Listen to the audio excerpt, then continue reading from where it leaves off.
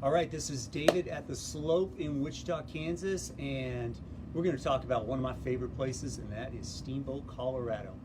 Man, this old man loves him some Steamboat, Colorado. Fell back in love with that place probably about 6, 7 years ago, and I've been every year since.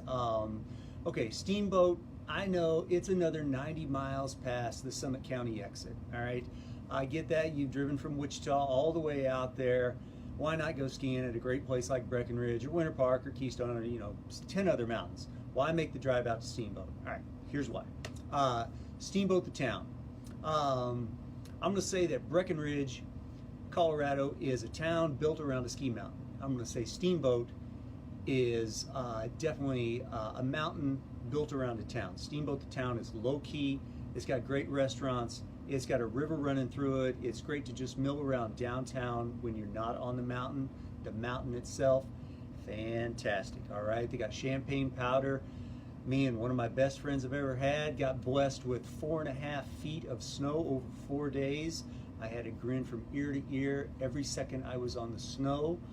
It was unbelievable. I keep chasing that every time I go back. All right, I can't say they're going to have that snow every time I go there, but that's what I'm trying to get every time I go there. So when you're on the mountain, it's one of the bigger ones. There's plenty of skiing for youngsters, plenty of skiing for the more advanced people. You can take the Sunnyside lift up on the right side of the mountain. Lots of blue runs. Go through the Aspens. If you haven't skied the Aspens at Steamboat, man, you're missing something. Aspens are usually wide, spaced apart, so tree skiing is not too crazy, unlike pine trees, which can get really tight. So skiing the Aspens at Steamboat, just kind of a slower speed, kind of just having a good time.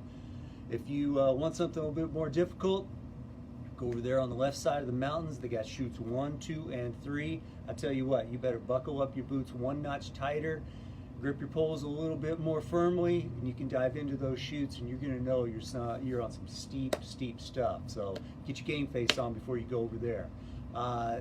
Steamboat is a lower elevation, maybe why the old man likes it also. Base area is at 6,500, goes up to about 9,500. So at the end of the day, my body has a chance to recoup, so staying at Breckenridge or some of the other places where the base is 9,000, 9,500, the way the body works, it just, flatlanders don't have a chance to recoup every day. So skiing at Steamboat, I might spend 4 days skiing there. I'm not saying I feel like a rock star on the 4th day, but I don't feel quite as spent as I do some of the other places that we go. So Steamboat, I know it's a little bit farther, but please, if you haven't been there, check out Steamboat this year. It is a fantastic mountain. It's a fantastic town. This is David, and I'll see you out on the hill.